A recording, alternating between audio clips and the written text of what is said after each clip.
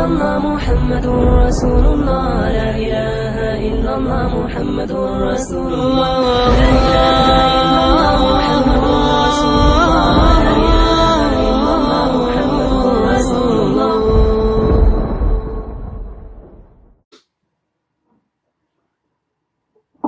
السلام عليكم ورحمة الله وبركاته. إن الحمد لله نحمده ونستعينه ونستغفره ونؤمن به ونتوكل عليه ونعوذ بالله من شرور أنفسنا ومن سيئات أعمالنا من يهده الله فلا مضل له ومن يضلل فلا هادي له ونشهد أن لا إله إلا الله وحده لا شريك له ونشهد أن سيدنا ومولانا محمدا عبده ورسوله صلى الله عليه وعلى آله وصحبه وسلم تسليما كثيرا كثيرا. أما بعد, Allah subhanahu wa ta'ala says in the Quran, يا أيها الذين آمنوا كتب عليكم الصيام كما كتب على الذين من قبلكم لعلكم تتقون. That fasting has been prescribed to you, and as it was prescribed on those before you, so that perhaps you may find taqwa. The amazing thing is that Muslims, we fall into this habit, this misconception, that fasting is all about refraining from eating and drinking and nothing else. We see just a couple of days, for those of you who follow the news, I was forwarded this news story actually just July 22nd, so about 5 days ago. In Islamabad there was a break-in a house. The family was gone to iftar party, and while they were gone, some robbers, about 7 masked men, broke into their house looking for gold, valuables and money. He said that when we came back, they were still in the house, and they tied them up. They tied up the family. They actually they said that they grabbed the mother and they put her hand on the ground and hit her with some hammer or something like that, just to get the information of where this money is or where this stuff is. After that, they continued searching the house, trying to grab whatever they can, and until it came up to the night time, tahajjud time, sahri time, suhoor time. And they say that the family says that these masked men untied the women, and they ordered them to make suhoor. They ordered them to make suhoor, and when the food was prepared, they untied the rest of the family and they sat with the family to off their mask, and they start eating suhoor, keeping their fast, having intention to fast. And it's amazing that they stole from these same family, and then they're eating with them, they're eating suhoor, they're actually keeping a fast. In the month of Ramadan, they're stealing, doing all this stuff, and they're keeping fast on top of that. Unfortunately, again, Muslims, we have gone into this habit that we think it's just about refraining from food and drink, and whatever else we want to do, you can go at it, you can do whatever you want, and continue, and Allah subhanahu wa ta'ala, Rahim, He'll forgive us, and that's it.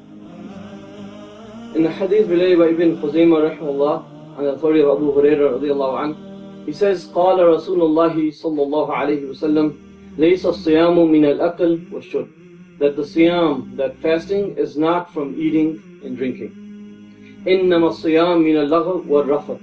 That the siyam, the fasting, is from unlawful and lewd talk and haram talks, and like meaning ghiba and namima and these kind of things. So staying away from anything that is unlawful and lewd, that is what siyam is all about. فَإِنْ صَابَكَ أَحَدٌ أَوْ جَهِلَ عَلَيْكَ. So if someone curses you, fights with you, argues with you, or they جَهِلَ عَلَيْكَ, they act ignorantly towards you, فَلْتَقُلْ. So you should say, إِنِّي صَائِمْ إِنِّي صَائِمْ. That I am fasting, I am fasting. So Rasulullah sallallahu alaihi wasallam teaches us in this hadith that fasting itself is not just staying away from food, drink, shahawat, desires, and these kind of things, but fasting is more than that. Fasting is also includes abstaining from haram actions and anything that is displeasing to Allah subhanahu wa ta'ala and sinful in nature. Anything like that Allah subhanahu wa ta'ala dislikes, that is also fasting. We are fasting from these kind of actions. And we also learn from this hadith that if someone provokes us or says something ignorantly or to acts ignorantly to us, then we shouldn't respond in a similar way, but instead we should act appropriately and just tell them inni sa'im, saying this twice, repeating again and again, not only reminding them but reminding ourselves and having sabr, having that patience that I am fasting, I cannot reciprocate, I cannot act the way these guys are acting. And there's a story of two women, and these are sahabiyat. This is the time of the Prophet ﷺ. And this is not fiction, this is not some fake story got it from some book or something like that. This is related by Abu Ya'la al-Musri in his book, in his Musnad. Also Imam Ahmad bin Hanbal in his Musnad. On the authority of Ubayd radiallahu anh, one of the Sahaba, he says that we were traveling, and a man came running to the Prophet ﷺ. He says, "O Rasulullah ﷺ, there are two women that they are about to die of thirst.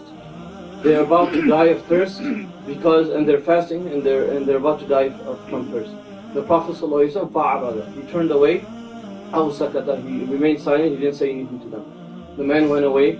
He came back a second time, a while later, and he said again, "Kadata an tamuta," that they were about to die. These two women are about to die from the hunger and thirst that they are experiencing through this fast.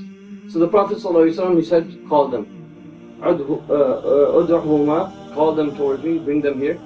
And when they had come, the Prophet ordered for a qadah, a bowl or a plate to be brought, or a bucket to be brought forward. And he said to them, "Qi'a," that vomit in this, throw up into this bucket or into this plate. And everybody was wondering what's going on, how can they vomit when they have nothing? They're fasting, they haven't been eating anything all day, how can they vomit? They have nothing in their stomach and they're about to die from hunger and thirst. So, how is this even possible? But then they said, "Qa'at min qihin wa damin wa sadidin wa lahmi abitin wa ghayrihi hatta mala'at al-qadr." When they started to vomit, blood, pus, pieces of meat and flesh started coming out of their mouths, out of their stomachs, until the bucket was full. Until the bucket was full of this stuff. And everybody was surprised and amazed and looking, what's going on here? How did this all come out when they were about to die? The Prophet ﷺ, he explained this, and he said, "Inna hatain samata," that these two women, they fasted amma ahallallahu lahuma, from that which Allah subhanahu wa ta'ala has made halal. Eating and drinking outside of Ramadan, it's halal. There's nothing wrong with eating and drinking. Not too much, but eating and drinking is halal outside of Ramadan. So Allah subhanahu wa ta'ala has made something halal, and they did siyam, they did sawm, they fasted from these things. وَأَفْطَرَتَ عَلَى مَا حَرَّمَ اللَّهُ عَزَّ وَجَلَّ عَلَيْهِمَا, but they broke their fast and they started eating on that which Allah subhanahu wa ta'ala has made haram on them.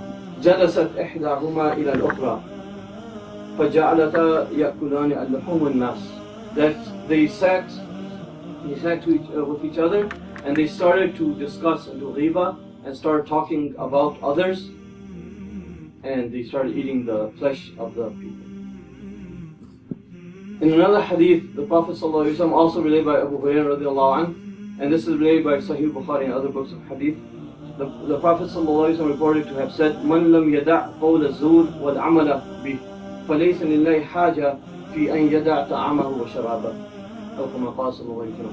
That the one who does not leave qawl az-zur, vain talk, false talk, haram talk, wal 'amala bih, and also the actions that are pertaining to this, actions that are associated with haram, disobedience of Allah subhanahu wa ta'ala. So, فَلَيْسَ لِلَّهِ حَاجَةٌ, Allah subhanahu wa ta'ala does not need that they leave their food and drink for Him. Allah subhanahu wa ta'ala has no need for this. So, if someone leaves aside and abandons food and drink during this month, during this blessed month of Ramadan, but they continue to engage in sinful talk, sinful disobedience of Allah subhanahu wa ta'ala, and they start doing actions that Allah subhanahu wa ta'ala has made haram, then this fasting is meaningless in the sight of Allah. Allah subhanahu wa ta'ala, فَلَيْسَ لِلَّهِ حَاجَةٌ, Allah subhanahu wa ta'ala has no need for someone to leave their food and drink. if they're going to continue in this way and do these actions that are displeasing to him. In another hadith, the Prophet ﷺ, also related by Abu Hurairah, he relates, mashallah, he's the most after riwayat, he has the most riwayat. He says, عن النبي صلى الله عليه وسلم قال كم من صائم ليس له من صيامه إلا ذم. That there are so many, how many of the people who are fasting who do not have any benefit from their siyam except thirst. وَكَمْ مِنْ قَائِمٍ لَيْسَ لَهُ مِنْ قِيَامِهِ إِلَّا السَّهَرِ. And how many there are who stand in prayer during this Ramadan and outside Ramadan, and they continue and engage in haram actions, but they have nothing from their qiyam, nothing from their standing in front of Allah subhanahu wa ta'ala except sahar, meaning that they get tired and they stay up late at night because of this. So some ulama are of the opinion that telling lies, backbiting, and false talk and these kind of actions, and even actions, not just by the tongue, but actions, doing haram actions, that these actually, some of the opinion that they break the fast. This actually breaks the fast and they have to make it up later. But the majority opinion is that it doesn't break the fast, but it actually decreases the reward and the benefit of those fasting the siyam. But unfortunately, we have this delusion, you could say, or this deception, or I could say inception, that the shaitan has implanted into us before Ramadan has started.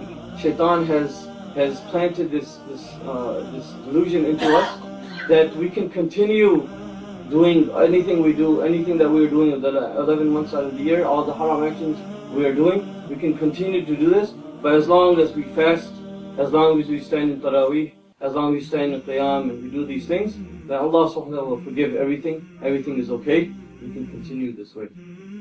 So going back to the hadith I mentioned earlier, Rasulullah said, لَيْسَ الصِّيَامُ مِنَ الْأَكْلِ وَالشُّرْبِ, that the siyam is not from eating and drinking, but it is from وَاللَّغْوِ وَالرَّفَثِ, it is from the laghr al-rafath, the vainful talk and haram talk. So the fasting, we learn from this hadith, fasting is much more than just giving up drink, food and shahawat and desires during the day.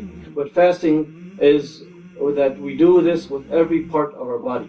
Every limb of our body fasts, and fast from the disobedience of Allah subhanahu wa ta'ala. For example, our eyes, we fast from looking at that which is haram. We, with our tongues, we fast from that which is haram to speak and to say. From our ears, we fast from that which is haram to listen to. We fast with our limbs and the rest of our body from that which is in the disobedience of Allah subhanahu wa ta'ala. Now, Imam Ibn Qudama al-Maqdisi rahimahullah, he writes in his book Mukhtasar Minhaj al-Qasideen, he writes in this book that there are 3 levels of fasting. There's 3 levels of a fasting person. وَلِلصَّوْمِ ثَلَاثُ مَرَاتِبْ. There are 3 levels of fasting. صَوْمُ الْعُمُومِ وَصَوْمُ الْخُصُوصِ وَصَوْمُ خُصُوصِ الْخُصُوصِ. That there are 3 levels of fasting.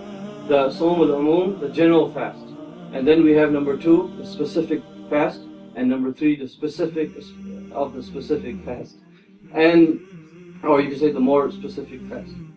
Number 1, he says, فَأَمَّا صَوْمُ الْعُمُومِ. So as for the Sawm al-Umum, the general fast, فَهُوَ كَفُّ الْبَطَنِ وَالْفَرْجِ عَنْ قَضَاءِ الشَّهْوَةِ. That this is the refraining of the farj and the button, the stomach and the private parts and the button and the stomach from carrying out its desires and doing this during the day. And number 2, وَأَمَّا صَوْمُ الْخُصُوصِ. As for the specific fast, فَهُوَ كَفُّ النَّظَرِ وَاللِّسَانِ وَالرِّجْلِ وَالسَّمْعِ وَالْبَصَرِ وَسَائِرِ الْجَوَارِحِ عَنِ الْآثَامِ. And this is the refraining from the nazar, from the sight, from the ears, from the lisan, from the tongue, and from all the limbs of the body, staying away from that which is displeasing to Allah subhanahu wa ta'ala.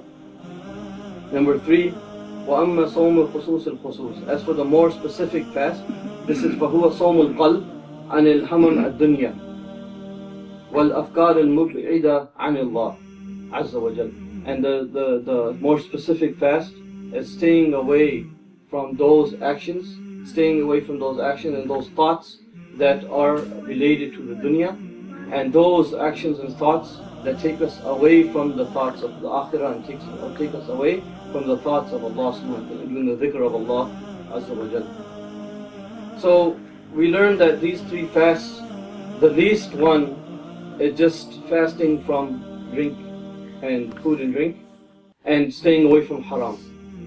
This is the least we should do. This is the least we should be engaged with, inshallah, to get the reward from Allah subhanahu wa ta'ala. But the best way to fast, the best way and the topmost way is a khusus al-khusus, more specific fast, and that is to stay away from anything that takes us away from engaging in the dhikr of Allah subhanahu wa ta'ala and in obedience to Allah subhanahu wa ta'ala. Now, inshallah, we have about a couple more days left, a few more days left. The last 10 nights and the last 10 days of Ramadan is upon us. The nights of i'tikaf, when the Prophet ﷺ would seclude himself and he would do the spiritual retreat in the masjid, and the Sahaba and the Tabi'een and all the ulama after them, they would do this. We ourselves, the best way to get the Sawm al-Khusus, to get the best in the specific fasting, is to seclude ourselves, inshallah, and try to do that spiritual retreat as much as possible. This is something that is sunnah from the Prophet ﷺ, and it helps us because when we are outside from the al-afkar al-mubi'ida an Allah, the afkar, the thoughts and the things that take us away from Allah subhanahu wa ta'ala, the best way to do that is seclude yourself in the masjid as much as possible. So we ask Allah subhanahu wa ta'ala to give us the tawfiq that we inshallah engage in the obedience of Allah subhanahu wa ta'ala as much as possible and stay away even from the afkar, even the mind fast, not just the tongue, not just the eyes and everything. The mind stays away from the afkar and the thoughts that are evil and in the disobedience of Allah subhanahu wa ta'ala. So I ask Allah subhanahu wa ta'ala to give us the tawfiq to act upon this. Subhana rabbika rabbil izzati amma yasifun wa salamun ala al-mursaleen walhamdulillahi rabbil alameen. Inshallah, stop for some